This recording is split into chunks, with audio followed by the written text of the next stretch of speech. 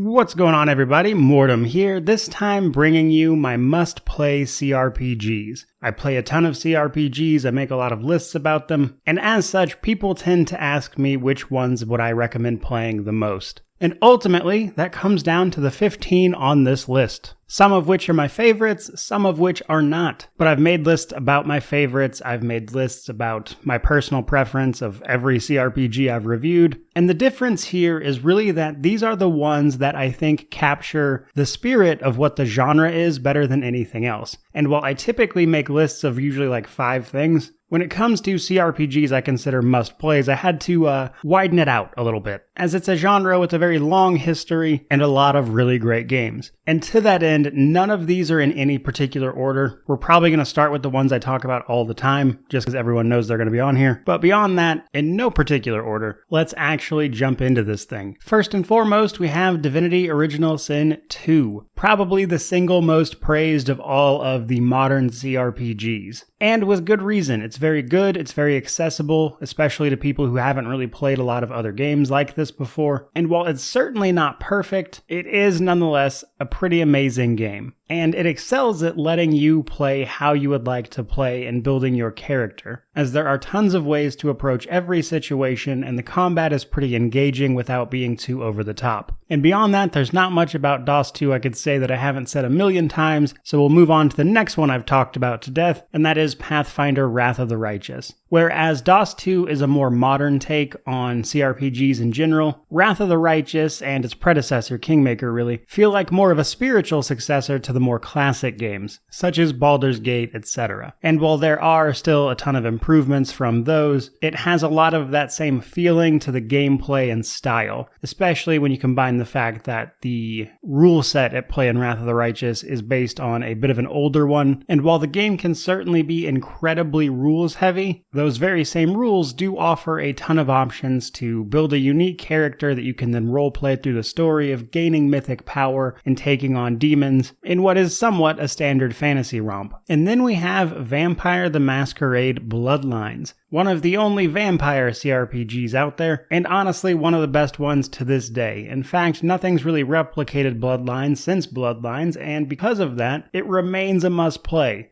We take on one of several vampire clans and work our way through the political scheming of the Camarilla, as well as the World of Darkness at large. That said though, while Bloodlines is a must-play, it's definitely one of those games where you need the unofficial patch if you want it to be a good experience, as the vanilla game, while playable, is still pretty buggy. And the unofficial patch comes with a ton of improvements to the base game, bug fixes, all that stuff, and in many ways, the unofficial patch kind of just is the game now. And while Bloodlines flopped pretty hard on launch, it has since become a much beloved cult classic that sold well over 1 million copies. And for good reason. It was quite a bit ahead of its time, even in its unfinished state that it released in. All of the vampire clans feel very distinct, there are multiple ways through most every single quest, all of the characters stand out, they're very memorable, and it's a great experience that just doesn't really get replicated anywhere else, and thus it's a must-play. And then we have an interesting one that I probably don't talk about enough, to be honest, and that is Divine Divinity. When I first started covering Divinity lore, my goal was to play through every single one of the games, learn as much as I can, and then kind of talk about that so people wouldn't have to play through the games themselves because they're all quite old. Especially since DOS 2 was such a smash hit, and that's kind of how the channel managed to start growing into what it is today. But interestingly enough, outside of DOS 2, one of the best games Larian Studios ever made was the very first Divinity game, Divine Divinity. It is a kind of interesting blend of open world action RPG, kind of like Diablo, in terms of its gameplay. Unlike Diablo, it brings forth some choice and consequence. There are multiple routes through a few different things. There's a decent amount of combat options, and all sorts of side content to work through. Surprisingly, the follow-up to Divine Divinity, Beyond Divinity, threw almost all of that away to make a game that is kind of terrible. But Divine Divinity was truly something special. There's so much there to discover and learn, and it is, again, another game that was well ahead of its time. The problem with Divine Divinity, though, is getting it running on modern hardware. And even once you get it running, you're probably likely going to run into some other problems that require the use of a hex editor to fix, which is a program that can alter the binary of files, and you can use it to fix the save files of Divine Divinity with the help of a handy guide you can find on Larian's forums, actually.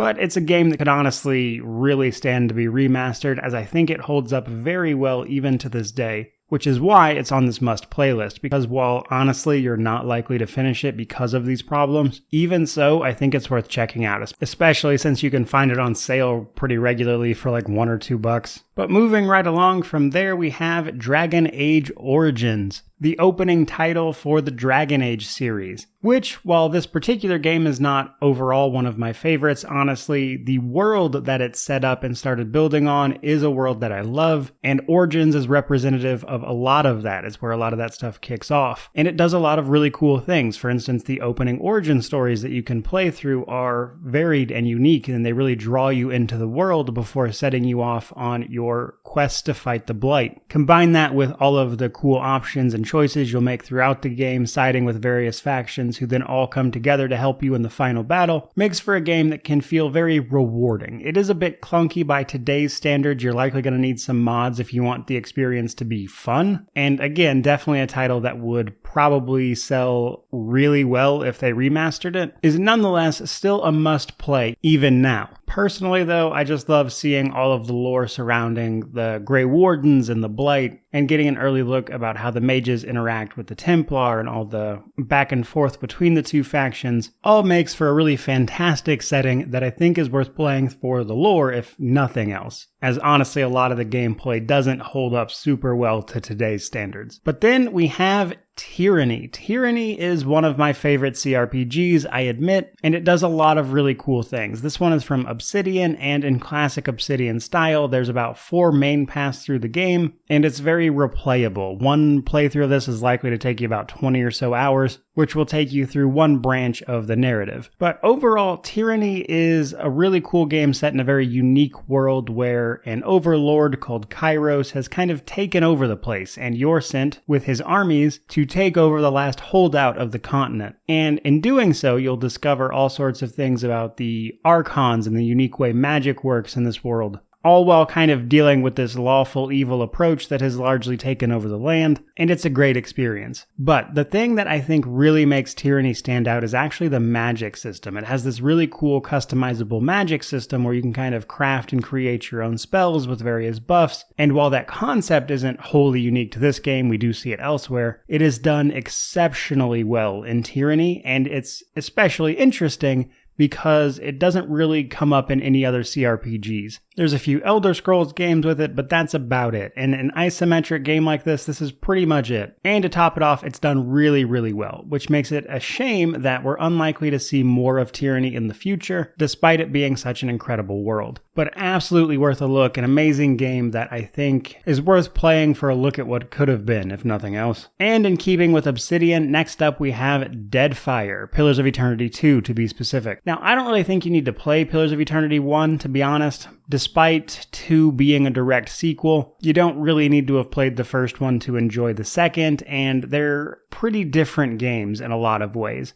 And honestly, Pillars of Eternity is harder to get into, and it's a bit more dry than Deadfire is. And then you start looking at all the improvements that Deadfire made to the systems, and unless you just really liked the first game setting and everything more, Deadfire is just the better game. But Deadfire is a must-play to me because of the unique system for starters. They didn't use a typical tabletop system, they made their own, and it was made by people who made a lot of the previous big CRPGs, a lot of the people that worked on the prior ones worked on Deadfire. People like Josh Sawyer, who worked on some of the Infinity Engine games, made this system. And that really shines through in both the approach and the execution, as Deadfire, and the original Pillars really do a good job of bringing forth the spirit of those older games like Baldur's Gate. And speaking of Baldur's Gate, we have the entire Bhaalspawn saga. So technically this is 2 games and 1 expansion, Baldur's Gate 1, 2, and the expansion to 2, Throne of Baal. Collectively, they make up the story of the Bhaalspawn saga, and this is one of the most beloved tales in CRPGs, really. We start as Gorian's ward and work our way through several stories all the way to the Throne of Baal. Now, Baldur's Gate is a must-play largely because of its place in history in terms of CRPGs. It's kind of one of the biggest Western CRPGs, and it's one of those games that has a lot of historical importance if you like this genre. But in addition to that, it's also a really good game provided you can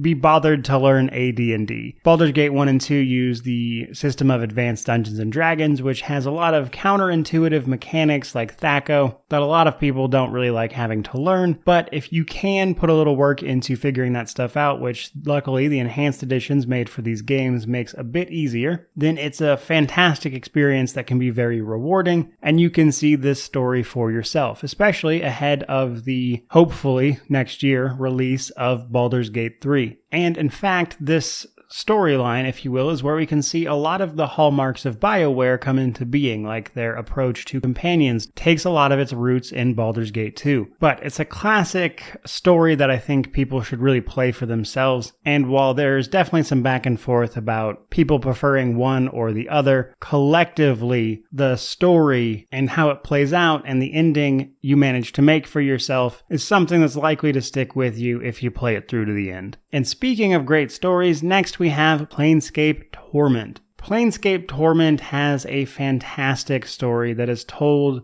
in a way that I think really exemplifies what storytelling can be in the medium of a CRPG. We of course play as the Nameless One, who is in fact immortal and wakes up in a morgue every time he dies, with none of his memories. We have to figure out why that is, and hopefully get that sorted out. But the story of Planescape Torment, I think, is something everyone should experience for themselves. The game, honestly, even with the enhanced edition that has come out since its release, which makes it much more playable, is a bit clunky on the gameplay side, which is why you don't exactly hear a lot of people telling you how amazing it is to play Planescape Torment. And in that way, it can have its frustrating moments, and there's the back half of the game, which is definitely cut for time. But Planescape Torment is on this list almost purely because I think the story is something people should experience for themselves, as there is very little like it, even by today's standards. It really set a high bar for that kind of thing that has only been matched a couple of times. And then next up, we have Fallout 1 and 2, the isometric CRPG roots of the Fallout franchise. While a lot of the older CRPGs are clunky in general, I think the original two Fallouts actually do manage to hold up pretty well. They received some small updates that made them a little more playable, and while they are absolutely still clunky, to be clear, by the standard of these older CRPGs, they are still pretty playable, just straight out of the box without having to know too terribly much. But the Fallout franchise has evolved and changed so much from its roots that I think Fallout 1 and 2 are must-plays purely to see where that franchise started, and how it carried forth some of its ideas and shed some others, all while managing to exemplify the post-apocalypse take on RPGs. Because when people think post-apocalyptic these days, they think Fallout, despite the fact that Wasteland preceded it. Albeit about 10 years prior, when honestly the market really wasn't quite ready for that kind of thing. Now, as far as these older games go, I do think the combat is probably where the game has aged the most. A lot of it's pretty clunky and slow, but still pretty workable for the most part. But what's really interesting about these two games is how open they are to your actions, actually. For as old as they are actually pretty adaptable to the things you do. In Fallout 1, there is a sort of in-game timer where events change if it passes, such as the super mutants taking over the necropolis, that kind of thing. And then in Fallout 2, you have tons of options about how you can leave every town that you pass by, and kind of what state you leave the wasteland in as you pass through it. And that's not even mentioning Fallout 1's amazing in-game encounter with the Master. A lot of really great, memorable writing there that, again, I think is worth experiencing for yourself, if only to remind you that somehow this spawned Fallout 76. But moving right along, we have KOTOR 1 and 2. If you want to play a great Star Wars RPG, your options are somewhat limited. But if you're looking for things in that vein, KOTOR and its sequel are bound to come up. KOTOR 1, of course, being a story about Revan, while also allowing you to make a lot of choices and ultimately give in to the dark side or stay on the light side. However, I do think KOTOR 2 has a much more memorable story in its sort of nuanced approach to the Force and right and wrong. And while the first game has a really great story revolving around a singular character, that is to say Revan, the second game has a much more interesting take on on the Force and a lot of the concepts therein, which I think is all handled exceptionally well through the game's main villain, who I think is honestly one of the best written characters you'll probably ever see. But nonetheless, that brings us to our last entry on this list, and this is Arcanum of Steamworks and Magic Obscura, a sort of fantastically flawed masterpiece. Again, this is a game where you're going to want to get the unofficial patch. It is borderline unplayable without it, but with that patch, you can kind of really see what Arcanum was meant to be. It's not perfect by any means. I think the character creation kind of got away from them a little bit. There's a few too many options, and it's hard to make a build that will stand up to most of the game without trying a few times. But the ideas at play here were really well done. It's sort of Industrial Revolution steampunk technology meets magic. But magic and the steampunk technology kind of conflict with each other. One being more prevalent than the other causes the other to be overwhelmed and stop working, which can create all sorts of problems like engineering failures or magic fizzling. And it's this really interesting dichotomy of those two things, and why that is happening the way that it's happening